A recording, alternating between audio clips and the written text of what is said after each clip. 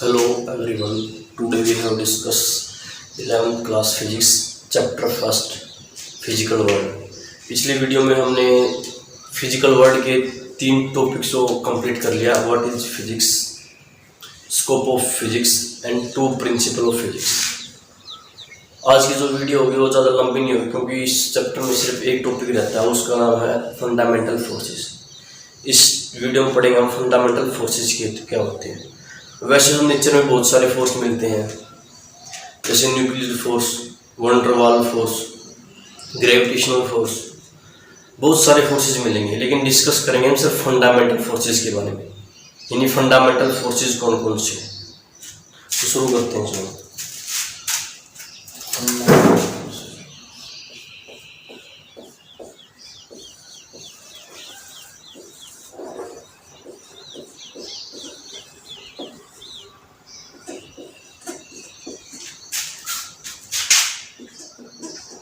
Fundamental force in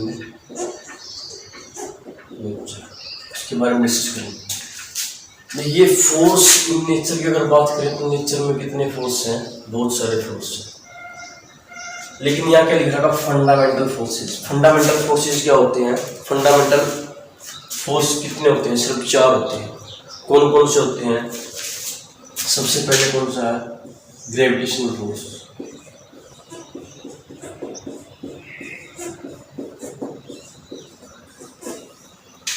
Gravitational force.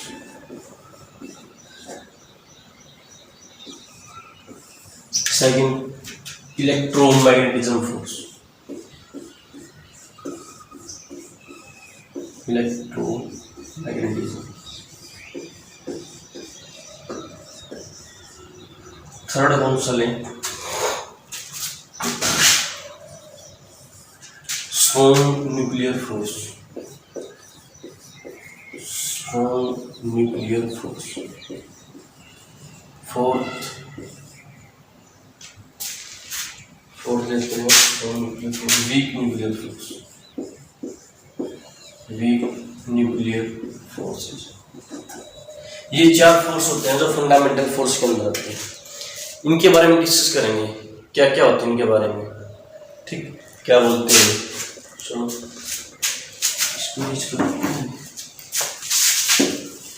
देखिए, किसी भी फोर्स के बारे में अगर कभी भी हम एक से ज़्यादा फोर्स के बारे में पढ़ेंगे ना, तो उनके बीच में अगर कंपैरिजन से पढ़ेंगे ना तो वो अच्छे से समझ में आएगा. तो हम इनको अलग अलग से नहीं पढ़ेंगे, सभी का कंपैरिजन लेंगे. कैसे होगा देखते हैं. चलो पहला फोर्स कौन सा? ग्रेविटेशनल फोर्स लेते हैं. Gravitational force.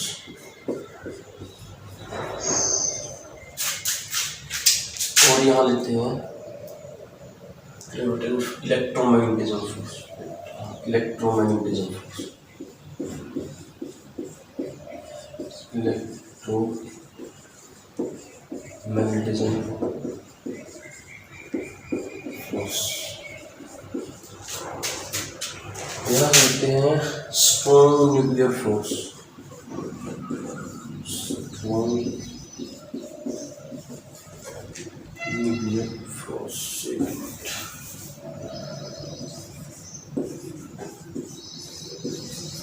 Strong nuclear force. Weak nuclear force.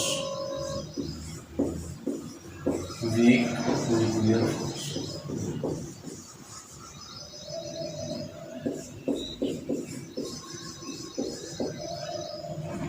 अब ये क्या है? Gravitational force. ग्रेविटेशनल फोर्स हमेशा 2 बॉडी के बीच में लगेगा. क्यों लगेगा? उनके मासेस की वजह से. Attraction due to masses. मान लेते हैं कि हमारे पास 2 ऑब्जेक्ट हैं, इनके बीच में फोर्स लगेगा. इस यूनिवर्स में जितने भी ऑब्जेक्ट है ना, अगर उनका मासेस है तो उनके बीच में क्या होगा? ग्रेविटेशनल फोर्स लगेगा. और वो क्या करेंगे? एक दूसरे को अपनी तरफ खींचेंगे, अट्रैक्शन करेंगे. तो ये क्या 2 ऑब्जेक्ट लिए हमने, उनके बीच में कौन सा फोर्स है? ग्रेविटेशनल फोर्स है. ये फोर्स यूनिवर्सल फोर्स है. अगर बात करें इन ऑब्जेक्ट्स की, इनके बीच में कितना डिस्टेंस होगा, इनके बीच में डिस्टेंस इनफाइनाइट होगा। और सेकंड क्या, कौन लगेगा ये force, due to masses, attraction due to masses. क्यों अट्रैक्शन होगा ये, अट्रैक्शन ड्यू टू मासेस, इनके मासेस की वजह से ये अट्रैक्शन होगा। अब बोल दिया कि इनके बीच में अट्रैक्शन होगा, हमने यही पढ़ा अगर दो बॉडीज के बीच में अट्रैक्शन होगा तो उनके बीच में रिपल्सन भी होगा। नहीं, रिपल्सन कब होगा, जब भी कोई बॉडी के ऊपर चार्ज है, कोई भी ऑब्जेक्ट उसके ऊपर चार्ज है या कोई भी पार्टिकल उसके ऊपर चार्ज है तो उसके अंदर अट्रैक्शन भी होगा और रिपल्सन भी होगा। लेकिन ये जो फोर्स लगा ना इनके मासेस की वजह से लगा है, न कि इनके चार्ज की वजह से लगा। तो इनके बीच में कभी रिपल्सन नहीं होगा, no repulsion, no repulsion between them, इनके बीच में रिपल्सन नहीं होगा। ये तो भाई ग्रेविटेशनल फोर्स के बारे में। अब बात करते हैं इनकी डिस्टेंस के बारे में, यानी कितनी डिस्टेंस तक एक दूसरे को अट्रैक्ट करेगा। अगर हम इनकी डिस्टेंस की बात करें तो ये क्या होगा, रेंज, इनकी रेंज कैसी रहेगी, इनफाइनाइट।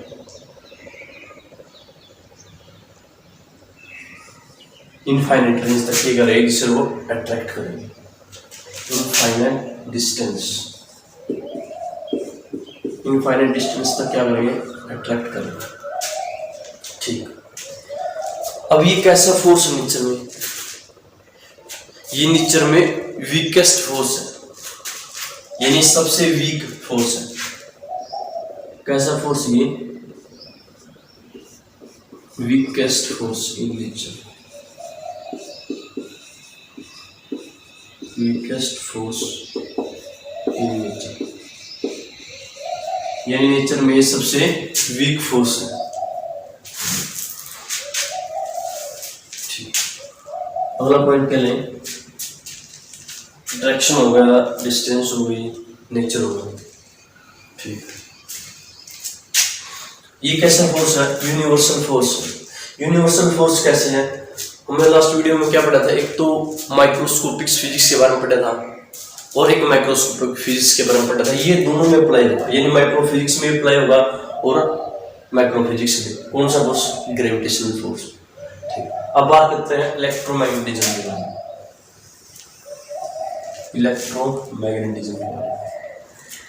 देखिए इलेक्ट्रो मीनिंग क्या होगा, करीब करीब लाइट से या इलेक्ट्रॉन से, और मैग्नेटिज्म का मैग्नेट से। इन वर्ड से समझ में आना चाहिए कि ये जो फोर्स है ना, ये चार्ज पार्टिकल पर लगेगा। इलेक्ट्रोमैग्नेटिज्म फोर्स वो होता है जो चार्ज पार्टिकल पर लगे, चार्ज पार्टिकल की वजह से लगे। कैसे लगा, due to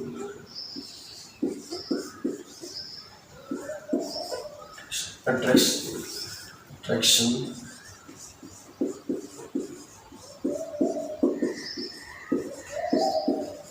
between charge particle, ये चार्ज पार्टिकल की वजह से ले रहा है, चार्ज पार्टिकल। और कितने चार्ज पार्टिकल होते हैं, दो, या तो पॉजिटिव चार्ज पार्टिकल होगा या नेगेटिव होगा। हाँ, एक और होता है वो उस पर कोई चार्ज नहीं, उसको क्या बोलते हैं, न्यूट्रल है। इन चार्ज पार्टिकल के बीच में लगेगा ये इलेक्ट्रोमैग्नेटिज्म फोर्स। अब अगर ये पॉजिटिव पर लगेगा तो क्या करेगा, ये एक दूसरे को रिपेल करेंगे।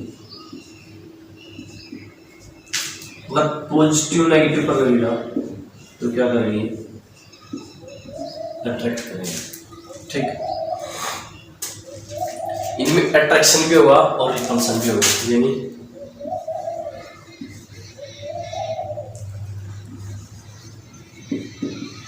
रिपल्सन भी होगा और अट्रैक्शन भी होगा। ग्रेविटेशनल फोर्स में सिर्फ क्या होगा, अट्रैक्शन होगा, रिपल्सन नहीं होगा। इलेक्ट्रोमैग्नेटिज्म में क्या होगा, रिपल्सन भी होगा, अट्रैक्शन भी होगा। अब बात कर लेते हैं इनकी रेंज की। इनकी रेंज कितनी होगी,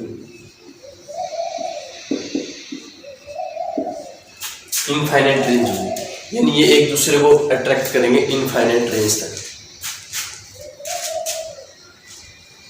इनफाइनाइट डिस्टेंस तक क्या करेंगे, अट्रैक्ट करेंगे। Final state. अब ये कैसा फोर्स नेचर में, ये क्या, one of the strongest force in nature, one of the, न कि सबसे strongest, one of the strongest force in nature, one of the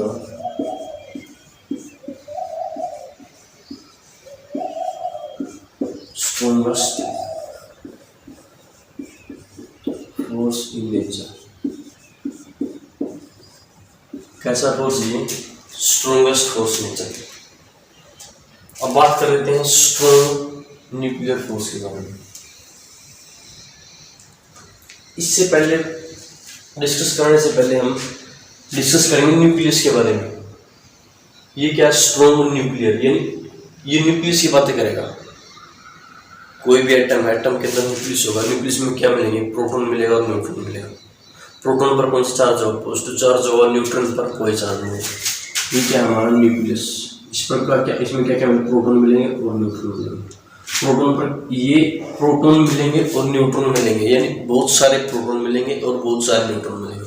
इसका मीनिंग क्या होगा, प्रोटॉन पर कौन सा चार्जेस होगा, पॉजिटिव चार्जेस होगा, और न्यूट्रॉन पर कौन सा चार्ज होगा, कोई चार्ज नहीं होगा। अगर प्रोटॉन प्रोटॉन के नजदीक होगा तो क्या होगा, रिपल्सन होगा। अगर प्रोटॉन प्रोटॉन के कांटेक्ट में आएगा तो क्या होगा, रिपल्सन होगा। अगर रिपल्सन होगा तो क्या होगा, ये न्यूक्लियस हमारा फट नहीं जाना चाहिए, तो फट जाएगा। क्यों नहीं फटेगा, due to strong nuclear forces की वजह से। ये फोर्स हमेशा न्यूक्लियस में मिलेगा, न्यूक्लियस से बाहर ये नहीं मिलेगा।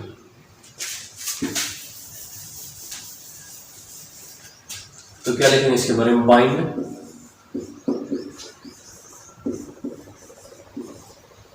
द प्रोटॉन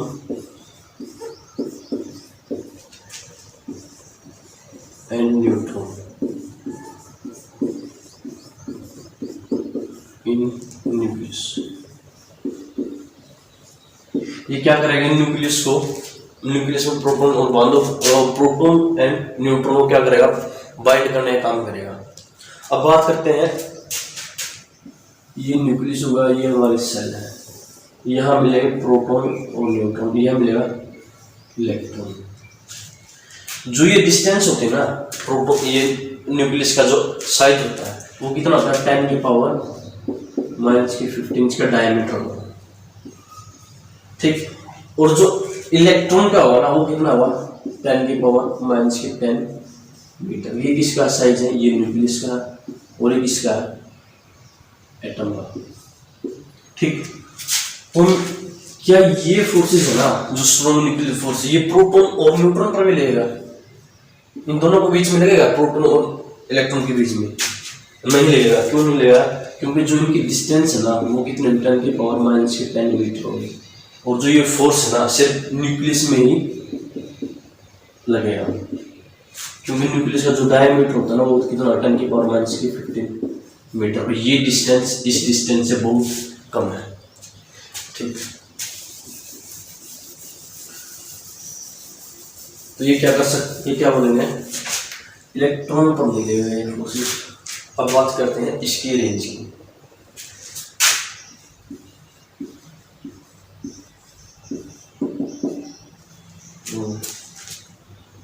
एक पॉइंट, ये जो स्ट्रॉन्ग न्यूक्लियर फोर्स है ना, ये प्रोटॉन और प्रोटॉन का क्या करेगा, प्रोटॉन का चार्ज पॉजिटिव, एक दूसरे को क्या करेगा, ये बाइंड करेगा, यानी इनको रिपेल नहीं होने देगा। प्रोटॉन प्रोटॉन पर कोई बाइंड करेगा, न्यूट्रॉन और न्यूट्रॉन को भी अट्रैक्ट करेगा, और प्रोटॉन और न्यूट्रॉन दोनों को अट्रैक्ट करेगा, प्रोटॉन और न्यूट्रॉन को अट्रैक्ट करेगा। ये जो स्ट्रॉन्ग न्यूक्लियर फोर्स है ना, वो सेम चार्ज को भी अट्रैक्ट करेगा और अपोजिट चार्जेस को भी अट्रैक्ट करेगा, ठीक। अब बात करते हैं इसकी रेंज की। वैसे रेंज के बारे में हमने पढ़ा था कि इसकी जो रेंज होती है ना, वो न्यूक्लियस के साइज के बारे में होती है, यानी वेरी शॉर्ट रेंज, 10 की पावर -15 तक अप्लाई होगा। रेंज क्या, very short range.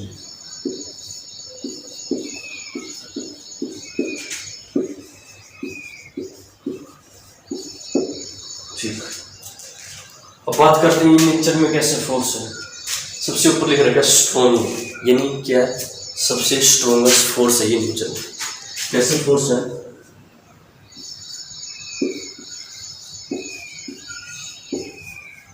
Strongest force in nature, यानी ये स्ट्रॉन्गेस्ट फोर्स है नेचर में। सबसे ज़्यादा स्ट्रॉन्गेस्ट यही मिलेगा। उसके बाद कौन सा है, इलेक्ट्रोमैग्नेटिज्म। सबसे स्ट्रॉन्ग ये है, स्ट्रॉन्ग न्यूक्लियर फोर्स, उसके बाद इलेक्ट्रोमैग्नेटिज्म। ठीक। अब बात करते हैं वीक न्यूक्लियर फोर्स के बारे में। इसके बारे में कुछ ज़्यादा याद करने की जरूरत नहीं। वीक न्यूक्लियर फोर्स कब मिलेगा, जब रेडियो एक्टिविटी होगी, रेडियो एक्टिविटी का एमिशन हुआ, तब ये फोर्स जनरेट होगा। जब न्यूट्रिनो और एंटी न्यूट्रिनो इंटरेक्ट करेंगे तब ये फोर्स जनरेट हुआ। तो हम क्या लिखेंगे, वीक न्यूक्लियर फोर्स, एमिशन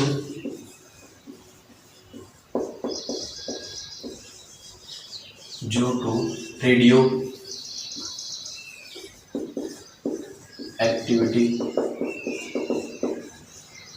जब रेडियो एक्टिविटी का एमिशन हो तो ये फोर्स जनरेट होगा।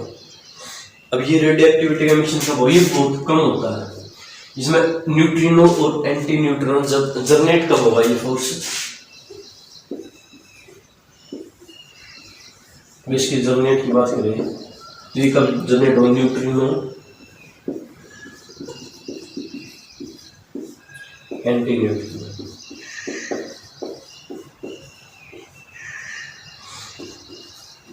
ये दो पार्टिकल होते हैं, न्यूट्रिनो और एंटी न्यूट्रिनो। न्यूट्रॉन का कौन सा चार्ज होता है, कोई चार्ज नहीं होता। ये एक दूसरे को अट्रैक्शन करते हैं। जब एक दूसरे को जब अट्रैक्ट करेंगे तो एक नया फोर्स जनरेट हुआ, जिसका नाम क्या है, वीक न्यूक्लियर फोर्स। ठीक। अब बात करते हैं नेचर में कैसे फोर्स,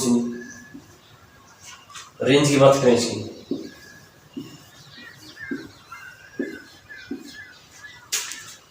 कैसा फोर्स है, रेंज, वेरी शॉर्ट रेंज,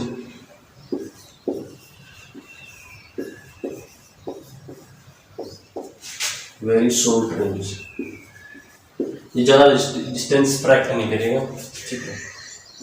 इसकी बात करते हैं नेचर में कैसे फोर्स है। वीक, सबसे वीक होगा ग्रेविटेशनल फोर्स। उसके बाद कौन सा है, ये फोर्स, यानी one of the weakest force in nature. कैसा फोर्स है नेचर में, वीकेस्ट फोर्स। ठीक, ये तो हमारा कंप्लीट। अब देखते हैं ग्रेविटेशनल फोर्स के बारे में एक पॉइंट देखते हैं। इसको मीडियम की रिक्वायरमेंट नहीं होती, have no medium required, have no required.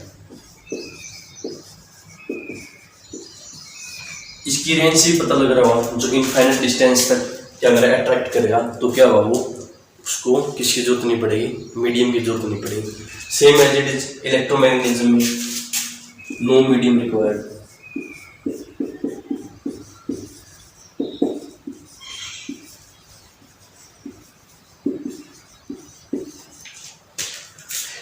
अब एक इन चारों फोर्सेस के बीच में कंपैरिजन होता है इनकी स्ट्रॉन्गेस्ट की वजह से, यानी इनकी पावर की वजह से। इसको रेंज कर दे, इसको रेंज करते हैं।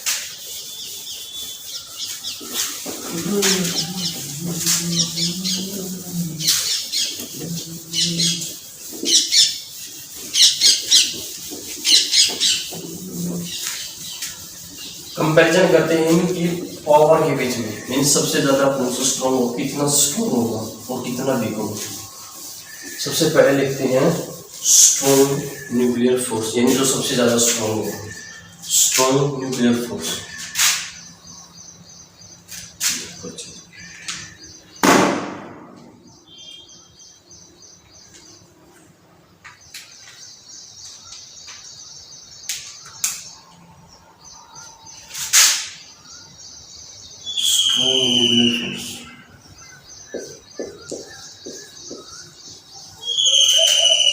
स्ट्रॉन्ग न्यूक्लियर फोर्स सबसे ज़्यादा स्ट्रॉन्ग होगा। उसके बाद इलेक्ट्रोमैग्नेटिज्म फोर्स,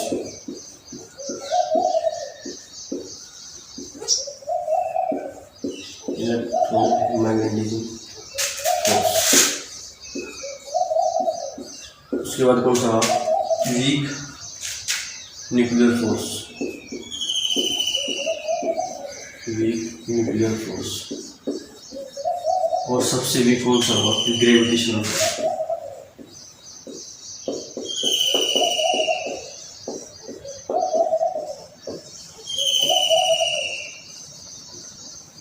ग्रेविटेशनल फोर्स।